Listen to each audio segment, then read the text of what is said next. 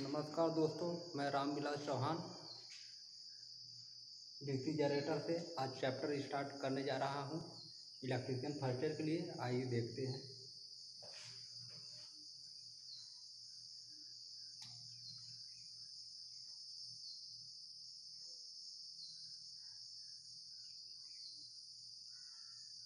बड़ा बड़ा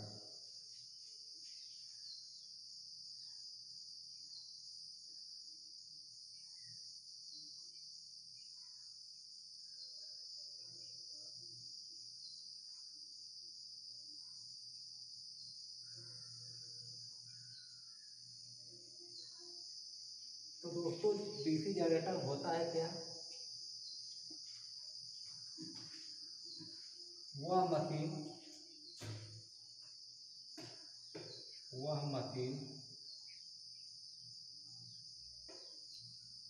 जो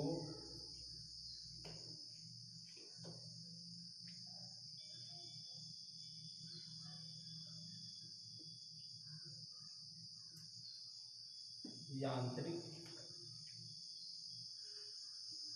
ऊर्जा से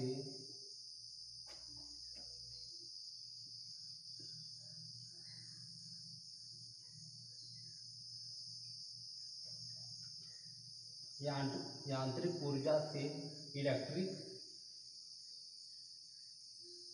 ऊर्जा देती है। यदि वह मशीन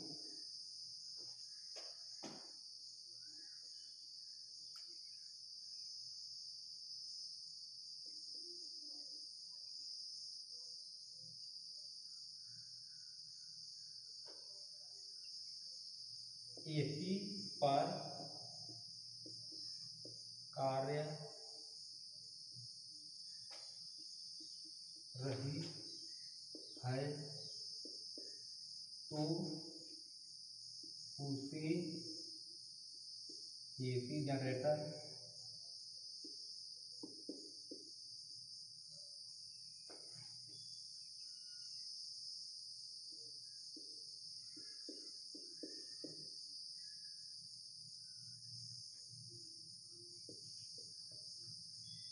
कहते हैं। अगर डीसी पर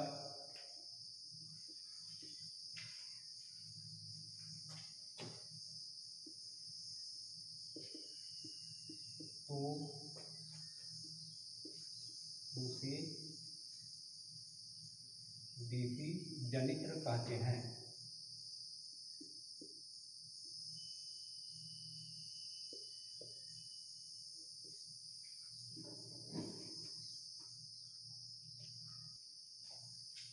तो दोस्तों, ये जो है डीसी जनित्र कहने का मतलब वह मशीन जो यांत्रिक ऊर्जा से चलकर हमको जो है विद्युत ऊर्जा देती है उसे जनित्र कहते हैं। यदि वह मशीन एसी पर अगर कार्य कर रही है तो एसी जनित्र कहेंगे। यदि अगर वह डीसी से काम कर रही है तो उसे डीसी जनित्र कहते हैं। अर्थात अब आइए आगे समझते हैं। तो दोस्तों,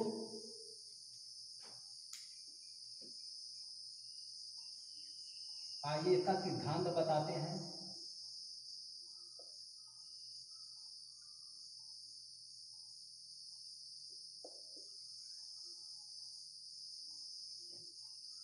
यह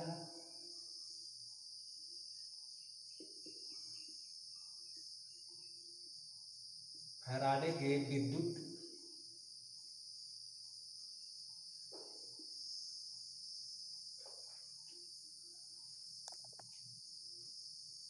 चुंबकीय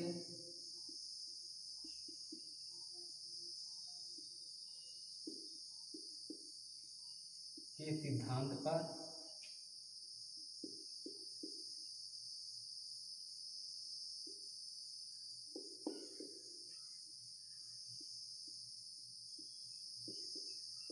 कार्य करती है।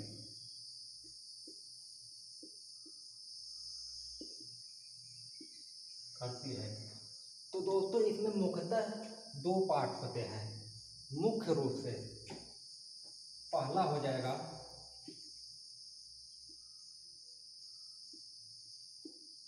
स्टेटर, जो हमेशा स्थिर वाला भाग होता है।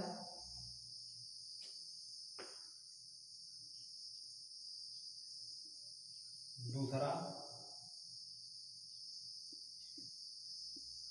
रोटर। जब रोटर पर हम जो है बाइंडिंग कर देते हैं तब इसे आर्मेचर बोलने लगते हैं।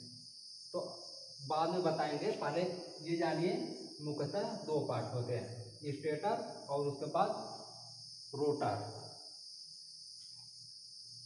तो दोस्तों जो स्टेटर में जो बाइंडिंग करते हैं हम, फील्ड बाइंडिंग करते हैं, जो फील्ड बाइंडिंग तथा रोटर पर जब हम कंडक्टर मतलब कि आर्मेचर बाइंडिंग करते हैं तो उन दोनों में क्या होता है, फ्लक्स तथा कंडक्टर में सापेक्ष गति होता है।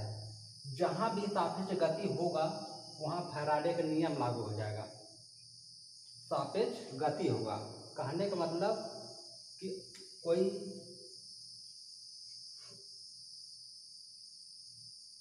ये कंडक्टर हो गया, ये कंडक्टर हो गया, ये जो है मैग्नेटिक फील्ड हो गया एन एस। दो पोल होते हैं मैग्नेट में। मैग्नेट दो प्रकार के होते हैं, एक अस्थायी होता है, एक इलेक्ट्रिक द्वारा होता है। इसमें मतलब इलेक्ट्रिक द्वारा मतलब चलता है। कहने का मतलब ये हो गया कि फैराडे का नियम कब लागू होगा, या तो कंडक्टर मैग्नेटिक फील्ड को काटे, या तो कंडक्टर जो है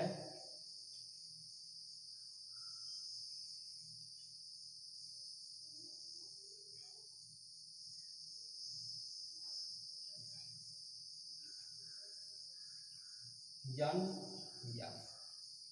ये अपना क्या हो गया दोस्तों, ये कंडक्टर हो गया। इस पर जो है क्या करते हैं, रोटर पर क्या करते हैं, बाइंडिंग कर देते हैं रोटर पर। ये क्या हो गया, कंडक्टर हो गया।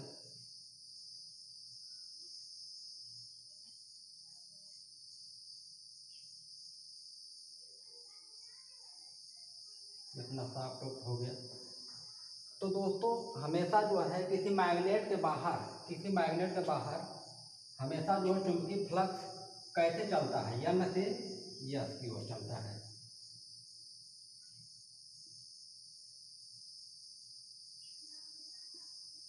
इन दोनों में कंडक्टर तथा मैग्नेटिक फील्ड में क्या होना चाहिए, अपेक्षित गति होना चाहिए। मतलब कहने का मतलब कंडक्टर और मैग्नेटिक फील्ड जो घूमने का जो है पथ होता है वो उसमें कुछ अंतर होना चाहिए, कुछ अंतर होना चाहिए। तो फैराडे के विद्युत चुंबकीय प्रेरण के सिद्धांत पर एक कंडक्टर पर ईएमएफ लागू हो जाता है, अर्थात रिलेटिव मोशन के द्वारा। कहने का मतलब कोई अगर मटेरियल है यहाँ पर,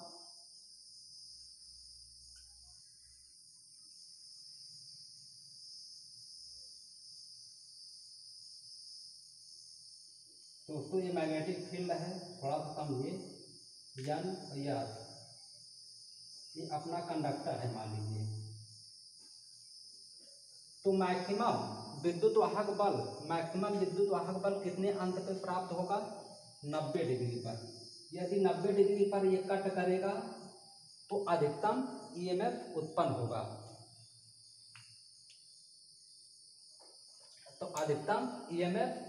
होगा। कहने का मतलब फैराडे का नियम क्या कहता है, फैराडे का प्रथम नियम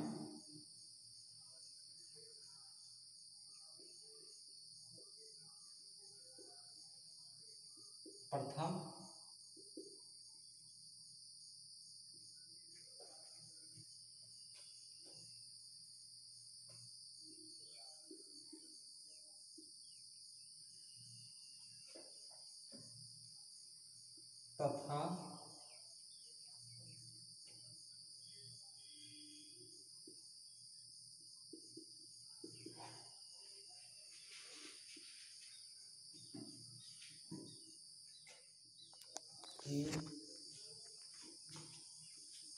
बीच सापेक्ष गति होना चाहिए।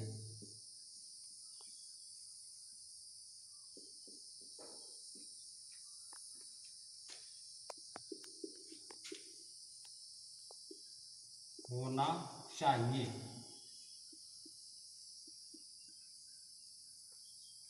दोनों के आपसी प्रतिक्रिया के द्वारा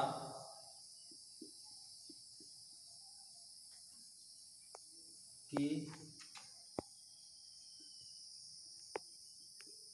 प्रतिक्रिया के द्वारा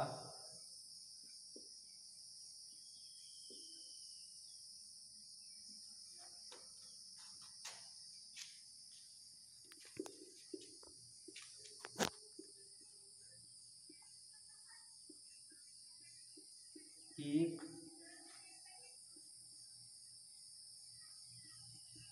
उत्पन्न हो जाता है, हो जाता है। तो दोस्तों मैं इसको रब कर रहा हूँ, थोड़ा सा हमें जो है जगह मिल जाए।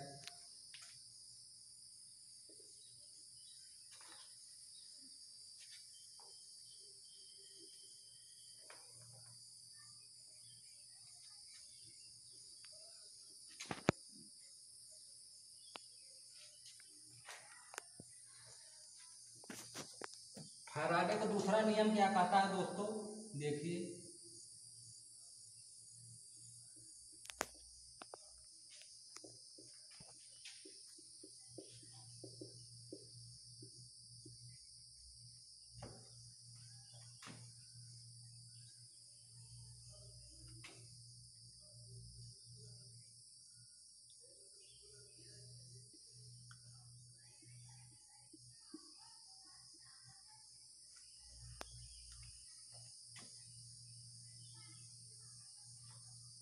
ये दोस्तों फ्लक्स परिवर्तन का दर है, ये समय परिवर्तन का दर है।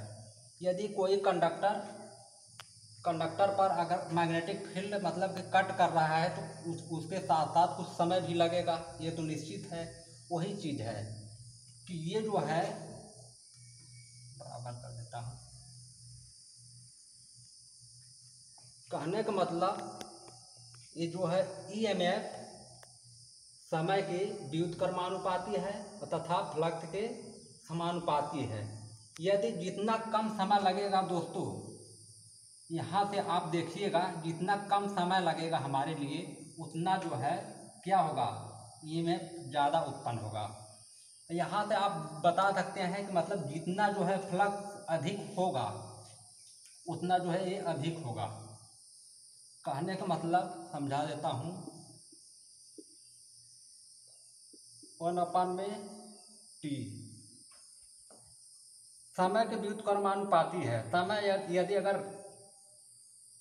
ज़्यादा लगेगा तो ये जो है कम उत्पन्न होगा।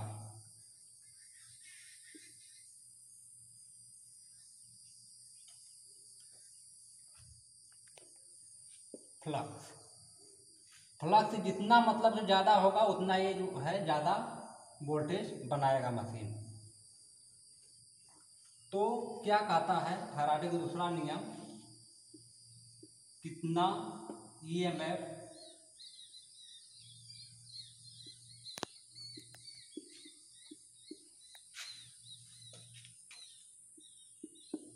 होगा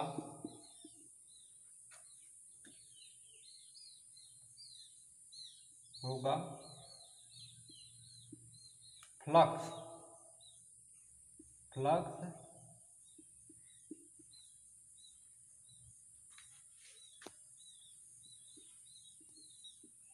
की दर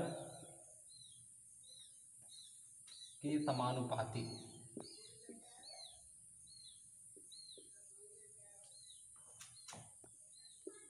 होता है। फ्लक्स परिवर्तन के दर के समानुपाती होता है।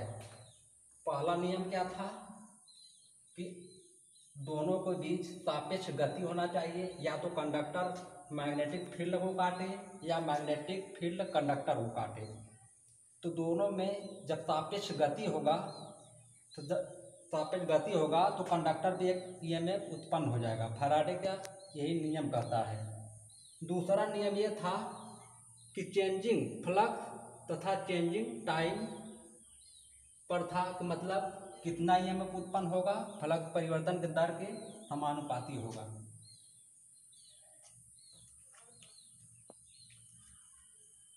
तो बस बोला। नमस्कार दोस्तों, बस आज के लिए इतना ही। बस आगे वीडियो में बताऊंगा। चलते हैं, नमस्कार।